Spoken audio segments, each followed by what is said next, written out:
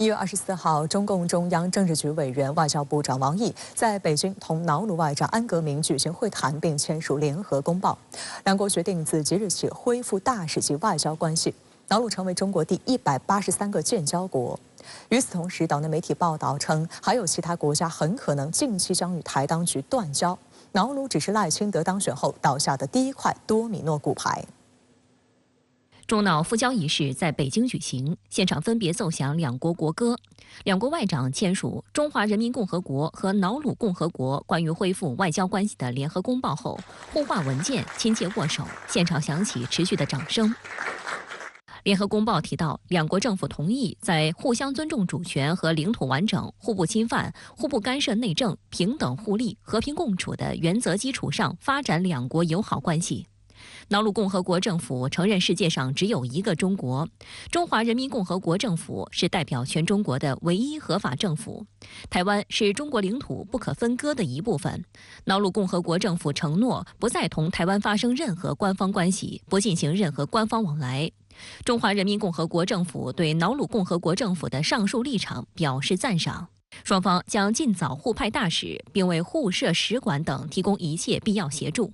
此前，瑙鲁政府于1月15号宣布承认一个中国原则，同台湾当局断交。王毅对在场的记者表示，中瑙复交再次向世界昭示，坚持一个中国原则是不可阻挡的历史大势。这是瑙鲁政府独立自主做出的政治决断，充分反映了瑙鲁人民的共同意愿。中方对此表示赞赏。中瑙复交再次向世界昭示。 坚持一个中国原则是不可阻挡的历史大势。无论台湾岛内形势如何变化，台湾是中国领土一部分的历史和法理事实不会改变。国土不可分、民族不可散的中华文明特质不会改变。台湾必然回归，中国必将统一的历史进程。 更不会改变。王毅表示，现在还有极少数国家因为各种原因与台湾地区维持着所谓邦交关系，这种做法不仅违背自身国家和人民的利益，违背联大2758号决议，也构成了对中国国家主权的侵害，迟早要加以纠正。 中方敦促这些国家认清时代潮流，把握历史机遇，履行国际法义务，与国际社会站在一起，向历史正确看齐。友好不分先后，中方愿在一个中国原则基础上，开启与这些国家关系新的篇章。Nauru on the 15th of January recognized that there is but one China in the world, and that's the government of the People's Republic of China. Being the sole legal government representing the whole of China, and Taiwan is an inalienable part of China's territory. We look forward to this new chapter of the relationship of Nauru and China.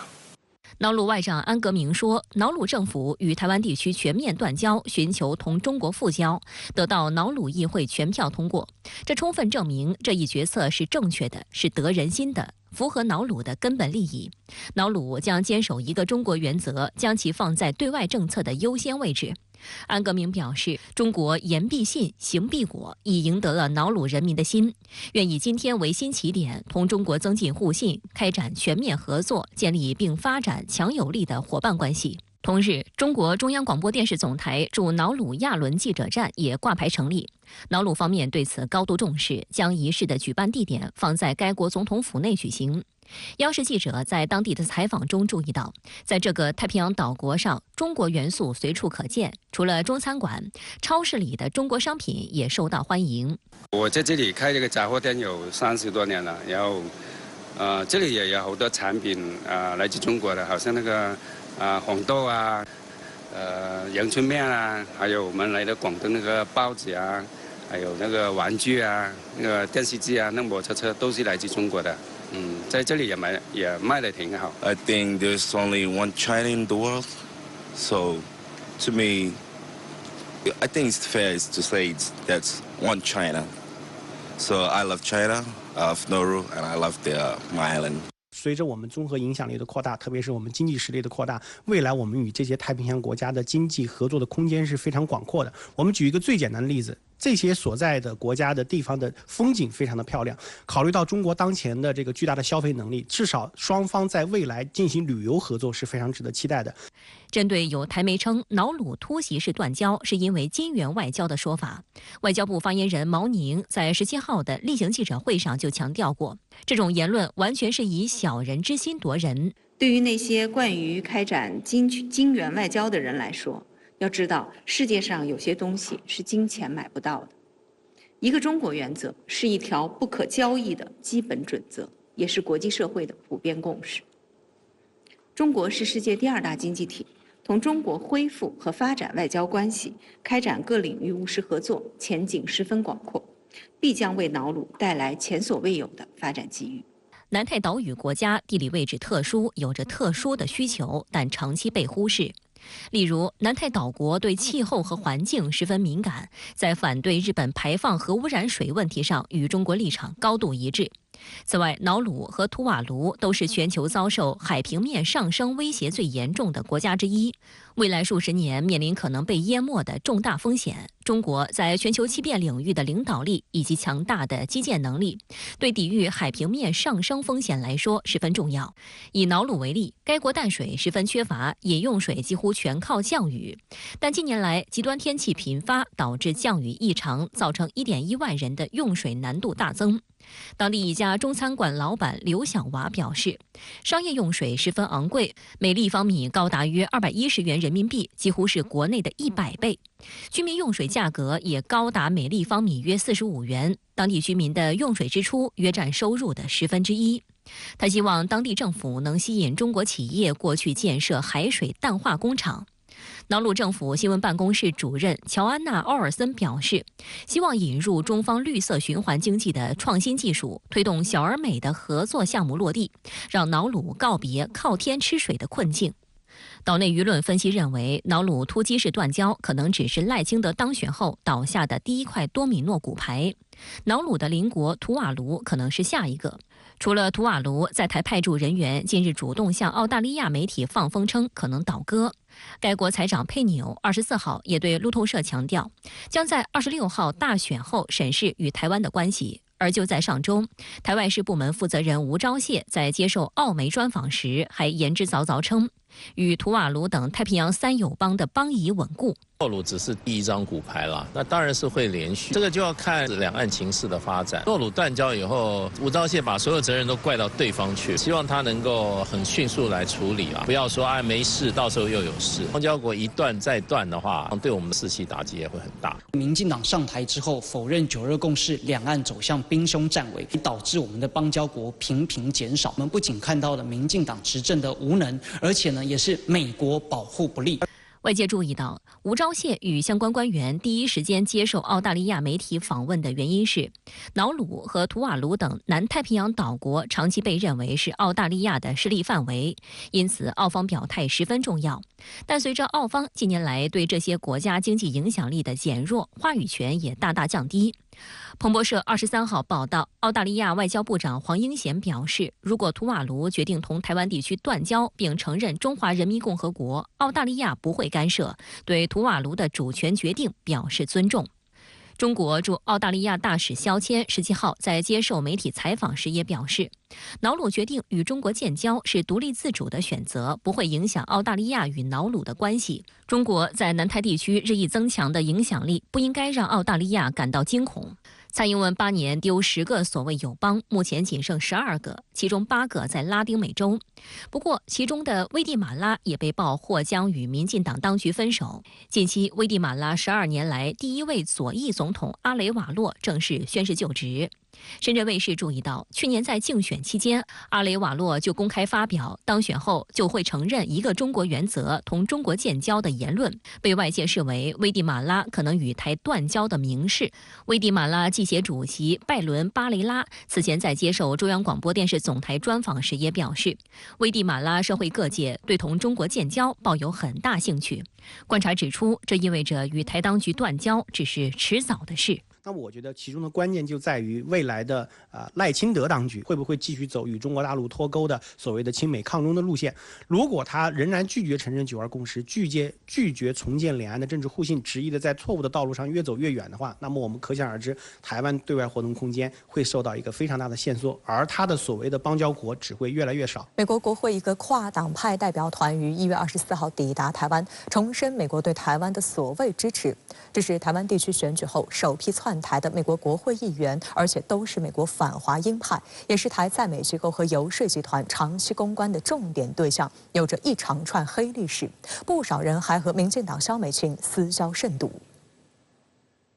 据路透社报道，2名美国国会议员24号抵达台湾，计划在25号开始与台湾高级官员和商界领袖接触，并将与蔡英文和赖清德会面。这2人还透过声明声称，此行目的是重申美方在台湾地区选举后的所谓支持，并探索进一步加强美国与台湾地区在经济以及防务领域的联系。深圳卫视梳理发现，此次窜台代表团的美议员团主要成员都是美国会的反华急先锋，长期与民进党当局勾连。其中，印度裔民主党议员贝拉现任美国国会台湾连线主席，此前还担任众议院外交事务委员会亚太小组委员会主席。而在从政之前，贝拉是一名内科医生，在新冠疫情全球大流行期间，他曾多次抹黑中国，并在2021年牵头推出过一项旨在对抗所谓中国经济胁迫的法案。而共和党众议员巴拉特除了是台湾连线的共同主席外，同时是美众议院台湾问题核心小组成员，曾极力推动台湾地区加入美国主导的所谓印太经济框架。美国会台湾连线可谓是臭名昭著，长期在美方和台当局之间游走以捞取好处，是美国对台政策的掮客，为白宫的对华政策提供负面抓手，近年来越发激进。美国国会里面的台湾连线是美国国会535席里面最大的联谊组织，台湾的所有的对美工作全部都在国会里面，因为行政部门你使不上什么力。民进党当局视台湾连线为多渠道、多形式对美游说网络的抓手。长期以来呢，台湾连线也是接受了大量来自台岛内的金援捐助。从另一方面来讲，台湾连线也是美国国会议员介入美国国会的对华政策、涉台政策那么一个很重要的渠道。近年以来，随着美国政府不断去炒作中美竞争叙事，不断加强对华遏制打压，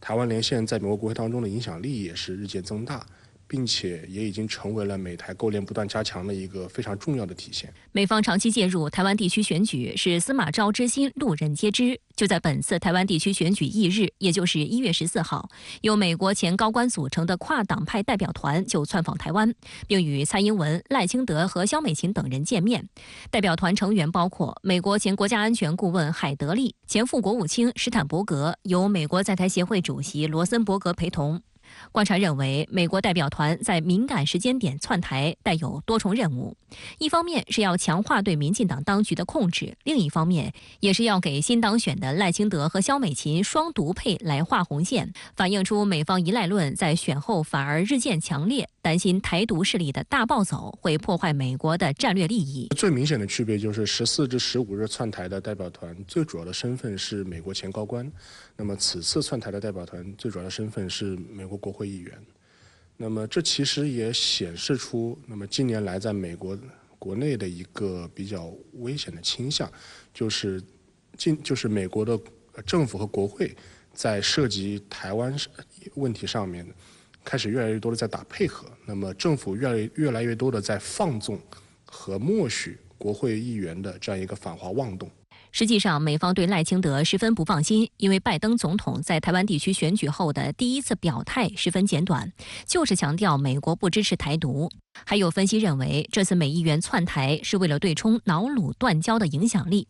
实际上，就在选后美方代表团窜台期间，瑙鲁突袭式宣布与台当局断交，对民进党当局来说是当头棒喝，也令美方颜面扫地。美国众议院2位热衷台湾事务的议员正在台湾窜访。那么，这是台湾地方选举后10天内美国政客的第2波窜台。那您认为美国为何如此关注台湾？主持人好，没错，在台湾地区选举结束后10天，美国已出动2波政客窜台。前一次是美国前高官组成的跨党派资深代表团，这次呢是美国众议院组成的2党议员团。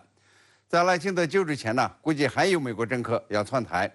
他们打的名头呢是重申美国对台湾的支持，进一步加强美台之间的经济和防务关系。但实际上呢，他们在表达焦虑，表现出的全是担忧。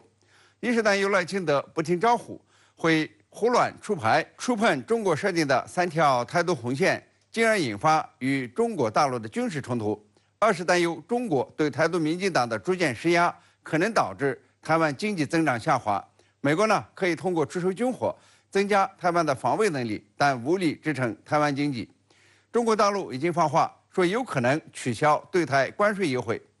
台湾经济对大陆的依赖性比较强，没了大陆市场的支撑，没了两岸经贸合作协定提供的各种优惠，那么台湾经济呢就会遇到麻烦，而美国呢又是难以弥补的。因此，美国政客不断的窜访台湾，就是要搞清楚，如果大陆真的要对台独民进党进行经济制裁，台当局该怎么办？会不会就此呢与美国拉开距离？毕竟呢，台湾民众的吃饭问题比美国地缘政治图谋要重要得多。另外一个重要问题是，由于美国呀对台湾选举的介入和掺和，这个台独民进党呢再次获得了执掌台湾行政的机会，而中国大陆呢早就声明台独和两岸和平水火不容。于是啊，台海会不会在今年爆发危机？何时爆发成了美国关切的重要问题。华盛顿的智库前天呢公布了对86名专家的调查，其中呢68%的美国学者认为今年呢台湾存在爆发危机的可能性，58%的台湾问题专家认为可能发生。那么该如何应对可能的台海危机呢？所以呢，美国正要是忙不迭的去窜台，一呢是去安抚民进党台当局，二是探讨应对之策。总体而言，美国政客先后窜台是担心台海爆发危机，一旦危机爆发，美国也无力提供帮助，更难出现拜登所谓的协防台湾。这样呢，美国在台湾民众中就进一步的会失去信用。现在啊，岛内本来就有一种现象，选举结束以后呢，以美论是越来越盛行，越来越多的台湾民众怀疑美国为了自身利益会牺牲掉台湾，美国靠不住也靠不上。但是美国这样的窜台呢，又会被中国认为是粗暴干涉中国内政，会加剧台海紧张。在台湾地区领导人选举结束后，菲律宾总统马克思曾发出错误言论，引起中方强烈不满，坚决反对。23号，菲律宾电视台播出马克思最新表态，称严格认真地坚持一个中国政策。那是什么原因令马克思改口，重申不支持台独立场？中方对此又有何回应？来看报道。The One China policy remains in place. We have adhered to the One China policy strictly and conscientiously since we adopted the One China policy. And that has not changed. That will not change. We are not endorsing Taiwanese independence. Taiwan is a province of China. But the manner in which they will be brought together again is an internal matter. 在菲律宾商业电视台 GMA 23号播出的采访中，菲总统马克思重申菲律宾坚持一个中国政策，台湾问题是中国内部事务。他解释称，祝贺是出于礼节，并强调自己支持和平，不希望爆发地区冲突。在24号的外交部例行记者会上，中方发言人对马克思最新表态表示赞赏。我们赞赏菲方重申坚持一个中国政策，强调台湾是中国的一个省，菲律宾不支持台独。本月15号，马克思在社交媒体上发表贴文，向赖清德祝贺，还说期望双方密切合作。菲律宾外交部辩称，有关言论是出于对菲律宾与台湾地区所谓共同利益的认可，其中包括在台工作的20万名菲律宾劳工。针对马克思的错误言论及行为，中国外交部部长助理农荣第2天就召见菲律宾驻华大使，提出严正交涉，敦促菲方给中方一个负责任的交代。菲律宾资深媒体人黄栋兴对深圳卫视分析，菲律宾原本妄想将台湾问题当作在南海问题上逼迫中国让步的筹码，不料招致中方强烈反应，只得迅速灭火，改口降温。菲律宾自从1975年跟中华人民共和国建交以来，就承认一中政策。菲律宾国内针对小马可斯的这个发言，朝野也有很多批评，说小马可西这样的说法是不对的，有损中菲的友谊。本来中国有很多企业要来菲律宾投资的，那因为最近的中菲关系在南海主权的纷争，所以大家都停住了脚步，就是在观望。在各方的压力之下嘛，所以小马可西现在这个态度有点不软。外界注意到，菲律宾近期企图在仁爱礁等问题上挑衅，遭到中方严厉反制后，转而与中方接触。1月17号，外交部部长助理农荣在上海同菲律宾外交部副部长拉扎罗共同主持召开中菲南海问题双边磋商机制第8次会议。另据菲律宾《每日询问者报》报道，马克思下周将出访越南，计划与越方签署一项海事合作协议。据看到最终草案副本的人士称，菲律宾和越南海岸警卫队将签署海上合作谅解备忘录，未来将共同开展活动。该报认为，这一协议针对南海的意图十分明显。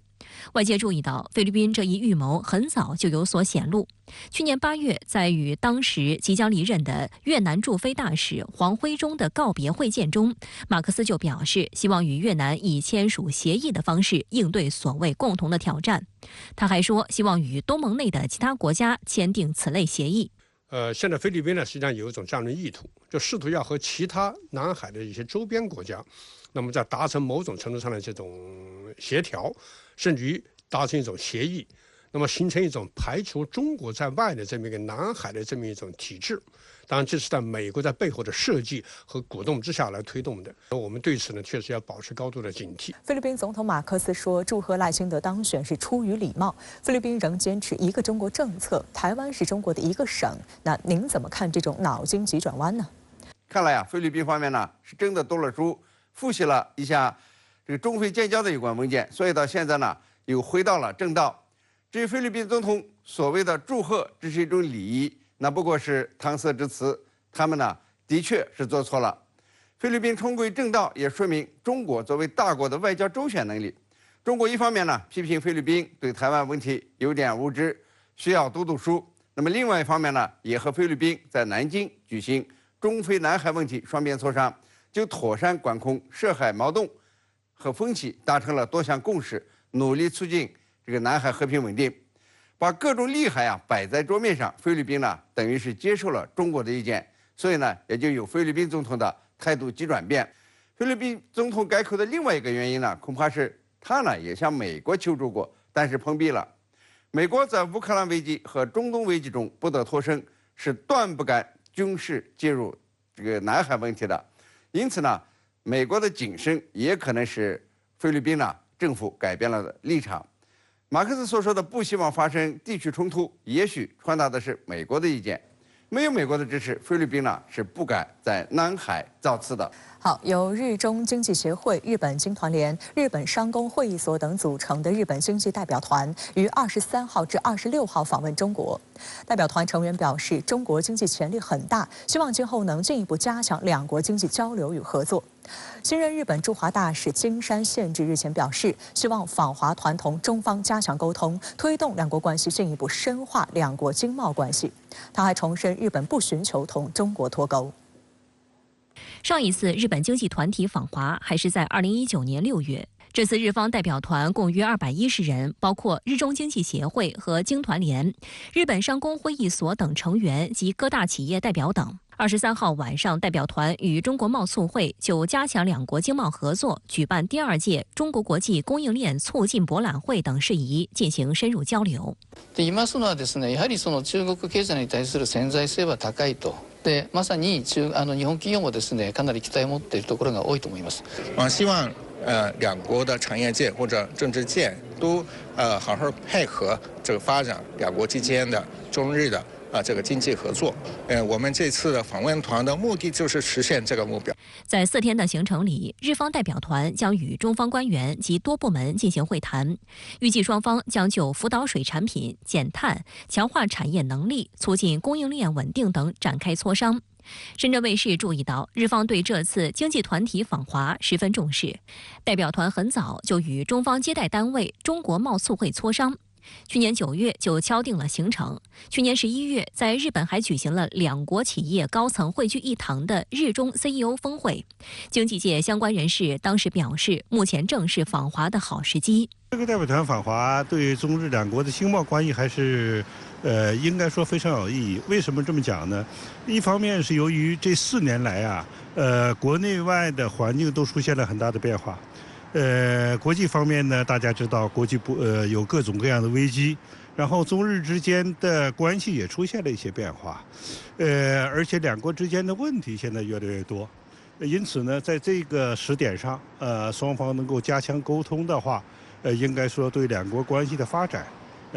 是必要的。日本经济团体访华是中日两国关系的特殊安排和积极现象，始于1975年，团员都是日本知名企业负责人。2015年起，3大团体联合访华。2016年规模最大时达到230位团员。新任日本驻华大使金山宪治近期也就经济团体访华等中日关系的事宜接受了媒体采访。他表示，日方对这次访问非常期待，希望访华团同中方加強溝通，進一步深化兩國經貿關係。まさに4年ぶりの大きな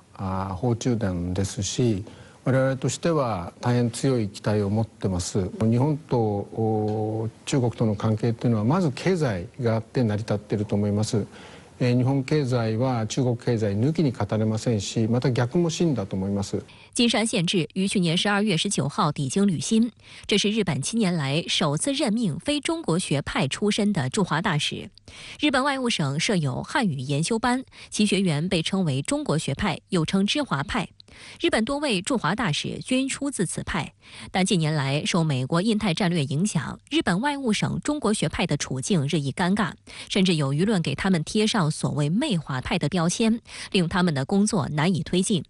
日本经济新闻分析认为，当前中日两国间有待解决的问题堆积如山。首相岸田任命非中国学派出身的金山宪治担任驻华大使，具有一定的积极意义，或将推动陷入困境的中日关系打开新局面。新任的驻华大使呢，从他的对华表态和最近的一些讲话看，我认为他还是主张寻求一种稳定的中日关系，因此呢。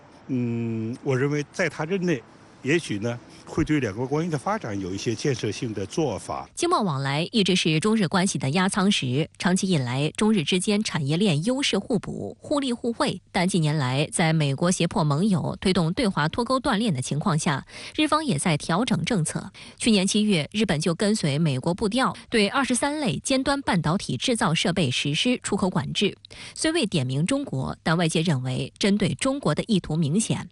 金山宪治辩解称，日本此举不针对任何国家，日本也不寻求同中国脱钩。まだ顕著な影響というのは見られないと思いますけれども、いずれにしても重要なのはお互い誤解を生じないように意思疎通をしていくということだと思います。2023年11月，两国商务部门负责人同意建立中日出口管制对话机制。金山宪治透露，目前双方正在就此进行沟通，将推动建立专家级别的定期对话机制。日本媒体此前报道，在2022年秋，美国针对中国的半导体出口管制生效后，日本对中国尖端半导体制造设备的出口事实上已经停止，但不需要尖端技术的制造设备生产正在大幅增加，预计业务仍将持续扩大。而日本媒体报道，此次日本经济代表团访华，也期待在25号就中日合作、促进供应链稳定等展开磋商。我认为最重要的还是说，双方究竟如何看待对方，特别是日本对中国的崛起、中国的发展怎么看、怎么定位，非常重要。如果说不把本国的利益放在重要的位置，而把他国对华政策变化放在重要位置的话，可能呢就会让日本采取一种不同的对华战略，可能呢中日双方的供应链问题等等一系列问题就会出现问题。去年11月，中日领导人在旧金山举行会晤时，重新确认战略互惠关系定位。有分析认为，旧金山 APEC 会议期间举行的中美元首会晤取得成功，客观上迫使日本不得不做出一定调整。但日本并非进行了战略调整，而是进行策略调整。但在安保方面，美日持续走近。美国驻日本大使伊曼纽尔18号在东京附近的横须贺海军基地表示，美国和日本正寻求达成协议，让日本造船厂定期检修和维护美国海军军舰，将缓解美国造船厂积压大量维修工作的压力，好让美国船厂专注造船，从而为美国在西太平洋保持更多的军舰做好战斗准备。外界注意到，这意味着此前印度曾表示希望承接维修美国军舰的想法可能落了空。实际上，日本是美国军事力量在海外部署最集中的地方。美军在日本横须贺军港常态化部署一艘航空母舰，这也是美军唯一在前沿地区常态化部署的航母。此外，美国太平洋舰队下属的第7舰队拥有70多艘舰艇，其中大部分舰艇也部署在日本。目前，日本只有横须贺和佐世保2个基地为驻日美国海军提供短期维修服务，但如果是大修，还得返回美国本土。新协议希望能改善这一状况。日本也希望通过加强与美国的关系的，在对华关系这方面产生一定的威慑力。那美国呢，现在在中美博弈这种背景之下，他当然希望体现出他在亚太地区的更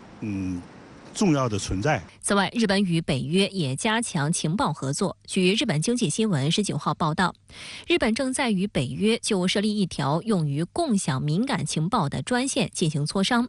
目前，在讨论敏感信息时，日本与北约的沟通只能通过各层级官员面对面会晤来进行。专线设立后，双方情报共享的效率将大幅提高。此外，日本近期还加强与北约成员国英国、意大利一起投资研发下一代战机。在全球化北约战略下，北约持续与日本走近，值得警惕。不过，双方合作也不如此前外界预期的顺利。去年，日本曾透露希望北约将印太情报联络办公室设在东京，并愿意为此免费提供办公地点和人员经费，但此事因遭法国等成员国反对而取消。在这些领域不断的深化合作呢，显然会对北约的亚太化应该说可以有进一步的推动作用。但是呢，声音归声音，雷声归雷声，最后能不能落地，能不能真正的落实到位，这个可能还取决于国际环境的变化、大国关系的调整，以及日本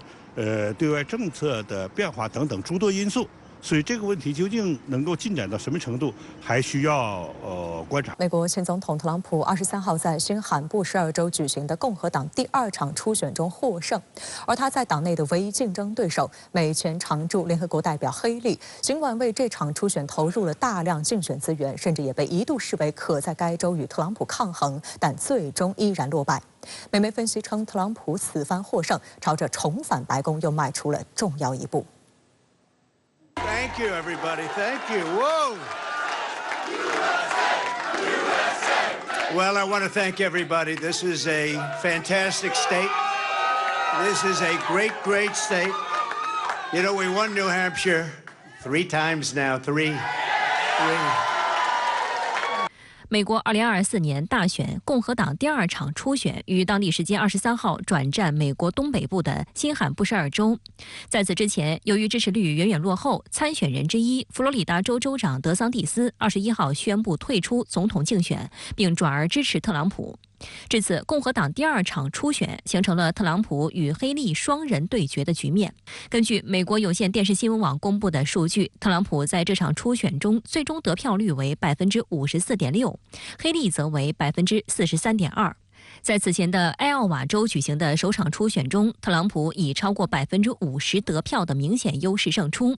而黑利当时的得票率仅为19.1%，这次飙涨了约20个百分点，但仍不敌特朗普。观察指出，开门红效应仍将持续，局势有利于特朗普。实际上，特朗普气势如虹，他是自1976年以来首位以非在任总统身份连续拿下埃奥瓦州和新罕布什尔州2场初选的共和党人。结果公布后，黑利向特朗普表示祝贺，但他同时也表示自己会继续战斗。南卡罗来纳州是黑利的家乡，他也曾担任该州州长。This race is far from over. There are dozens of states left to go. And the next one is my sweet state of South Carolina. 之所以会出现这样一个情况呢，就说明特朗普依然是共和党内的无冕之王。经过这个特朗普执政4年以及在野的这个近4年的时间，他基本上把共和党打造成一支特朗普式的这个政党，他的这个政策主张、这个内外政策的理念，基本上已经成为共和党内的这个基本的这样一个共识。所以说呢，谁在这样一个背景之下向特朗普发起挑战呢，很大可能性会铩羽而归。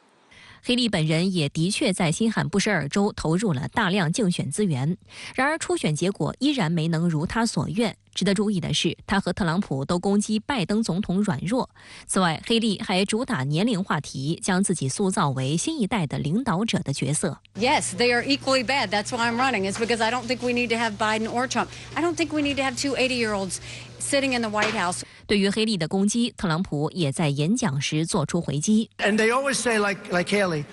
she talks about, yeah, we don't need 80-year-old. Well, I don't mind being 80, but I'm 77. That's a big difference. 黑利质疑特朗普在精神上是否有能力再次担任总统，列出后者多次把自己与前众议长佩洛西搞混的事实。实际上，拜登也经常发生混淆。22号，拜登就把2位他任命的内阁部长的名字搞混了。令白宫方面尴尬的是，就在当天稍早时候，白宫新闻秘书刚刚与美国福克斯新闻网记者杜西就拜登的思维敏锐度问题发生争执。Why do you think it is that more and more people polled feel like over time President Biden is getting less and less mentally sharp? Which poll is this? ABC has President Biden's rating for health since May down 5 points and for mental sharpness down 4 points. You know, I have to say that's a little confusing for me because if you look at what this president has done the last 3 years, historical pieces of legislation. 美国电视联播网与一家选举分析网站联合公布的最新联合民调显示，59%的美国选民不希望再看到拜登和特朗普2位老人的对阵局面。实际上，在特朗普拿下新罕布什尔州共和党初选的同一天，拜登也在该州的民主党首场初选赢得了一次不寻常的胜利。虽然民主党早先决定将首场初选改在南卡罗来纳州举行，以免与特朗普正面刚，但新罕布什尔州坚持举行民主党首场初选。据报道，拜登并未出现在选票上所印刷的名单中，但有约40%的投票者手写拜登名字。最终，拜登以压倒性的68%支持率获胜，获得了一场意外的胜利。美国媒体认为，今年11月将投票的美国大选将大概率再次成为特朗普和拜登的2人对决。不少媒体也开始预测一旦特朗普当选的后果。值得注意的是，特朗普近日接受支持他的美国福克斯新闻台采访，当主持人问如果再次入主白宫，美国是否会宁可与中国大陆开战也要保卫台湾，特朗普拒绝正面回答。他宣称站在总统的立场是无法说出心中所想，因为一旦说出，谈判时将处于不利位置。但他话锋一转说，台湾地区的企业确实抢走了美国所有的芯片订单，并称我们早该阻止了。美媒《新闻周刊》的解读是，特朗普这番表态是在暗示美国不会保卫台湾。特朗普的表态，实际上是体现了明显的具有特朗普这样一个话语的这样一个特色。基本上他是喜欢了这个虚张声势，然后呢，不留了这个底牌，让对方呢在猜测他葫芦里到底是卖的这个什么药。那具体到这个对外政策方面，这个特朗普他的一个基本的政策理念还是美国优先，同时对于这个盟友啊或者是这个伙伴，他也是本着一种这个交易主义的这样一个外交风格。那也就是说，美国在和盟伴他们进行交往的过程当中，美国不能吃亏。那至于这个台湾，这个特朗普并没有把话这个说死。特朗普在共和党党内初选屡战屡胜，那么他以这样的强势卷土重来，是否和当下的100年变局有关呢？特朗普现象已经在今天美国具有了比拜登主义更具有现实感的标志性特征，这是我们必须做出准确解读及回应的。目前特朗普的对手一个是党内的黑利，一个呢是党外的拜登。黑利的优点是年轻，可是呢，特朗普的老似乎已经被拜登的衰老所抵消了，反而显示出了特朗普的一些活力。而对于今天多数的美国人来说，可能还没有做好这样的准备啊。在面对一位并无作为的印度裔女性副总统的同时，还要再接受一位并不熟悉的印度裔女总统。黑利呢，在刚结束的新罕布什尔州党内的初选中的失败，也证明，即使他投入了大量的资源，强化了对特朗普的批评力度，称不应以共和党的混乱来修理拜登的混乱等等，把自己塑造成了一个世代变革、团结多数的代表。但即使在这个他最有可能赢下的州，他也难以抵挡特朗普，而以失败告终。和拜登相比呢，那么特朗普也占有明显的优势。首先，今天美国所面对的诸多内外压力和课题啊，好像都是在呼唤特朗普这种政治性格的人物再次出山。经过拜登4年几乎是无为而治的内外操作，使得美国出现了一个短期性的轮回。美国人又在希望以变应变，而不是拜登的以不变应万变了。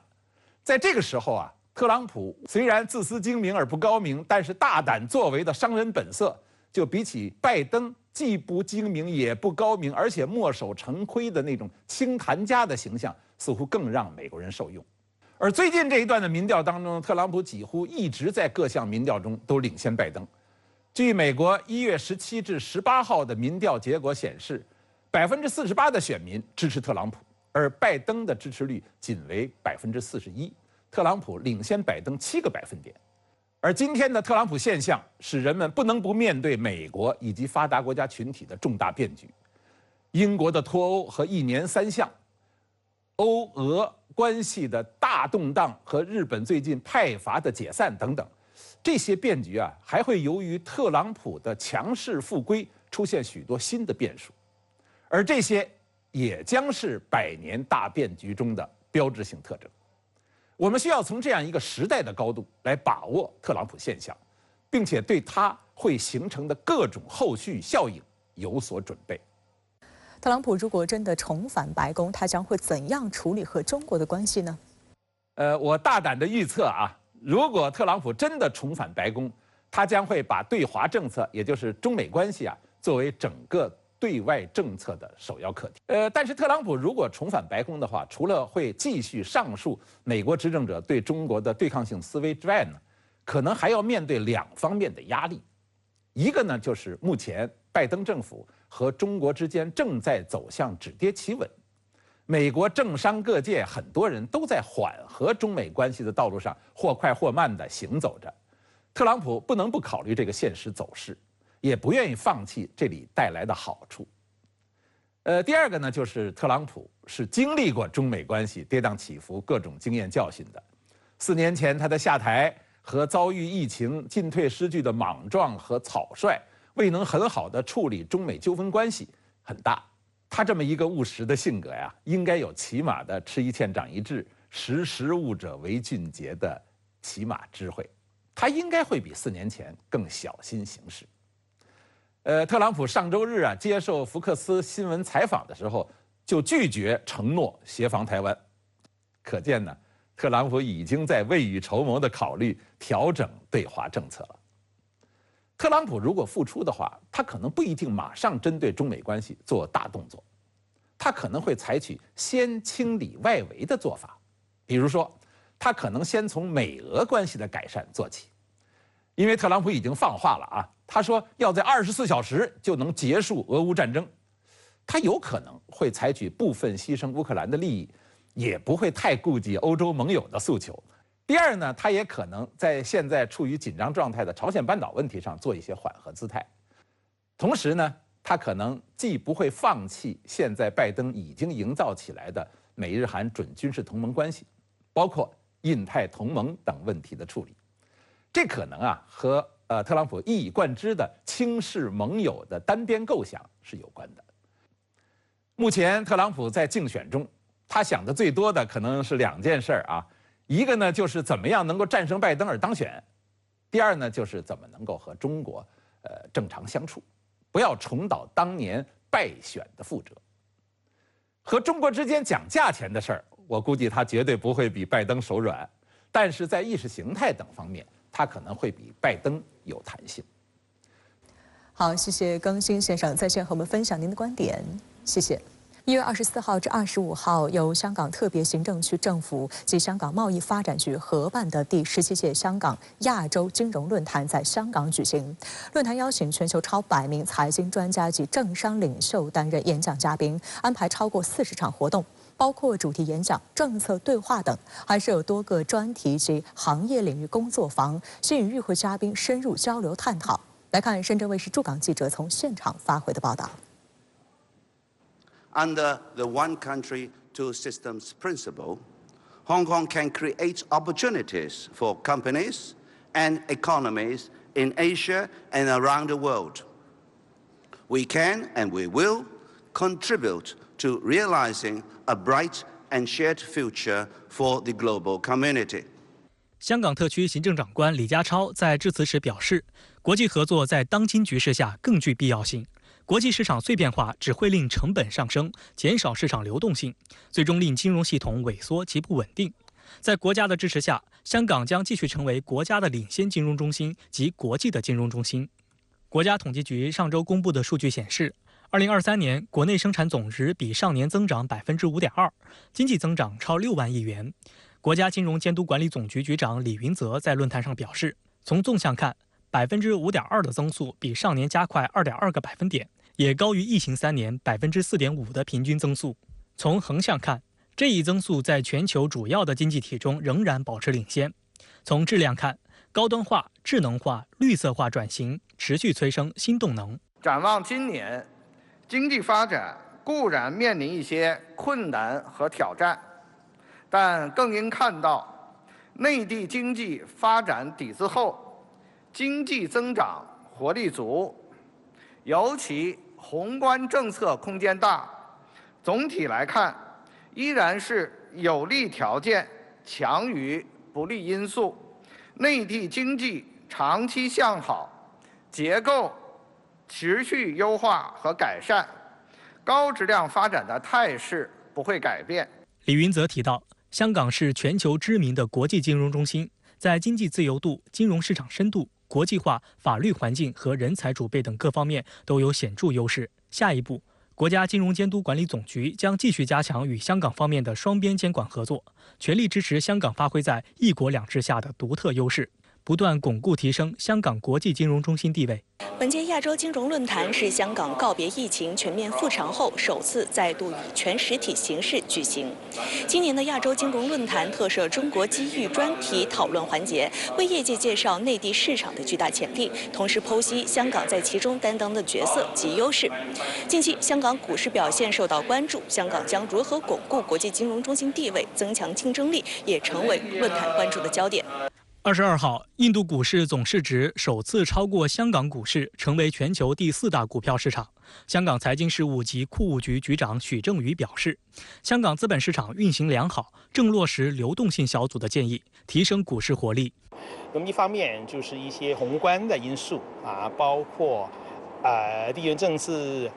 利息的一个趋势等等也很自然的会影响包括香港在内的全世界的各个的国际金融中心，这个第一。那么第二呢，我相信我们作为监管或者是政府的机构，我们重点就是要确保我们市场运作能够顺畅，而且呢，整个市场没有一些异常的这么一个行为或者活动。就算是在一些全球不确定的情况之下，其实我们整个资本市场或股票市场运行是良好的，也没有特别异常的情况。还有与会人士表示，中国经济的韧性来自于经济结构调整和新旧动能的转换。我觉得有2大新的经济动能，第一个就是一些创新的产业在中国在蓬勃的发展，比如说像以新能源汽车、光伏为代表的新产业。第二个动能，我觉得是一个我们经济需求结构的重大转变。那过去是以这个房地产市场以基建为主，那么现在我们的消费在逐步的扩张和升级，为中国以及全球的这个经济都会带来新的这个动力。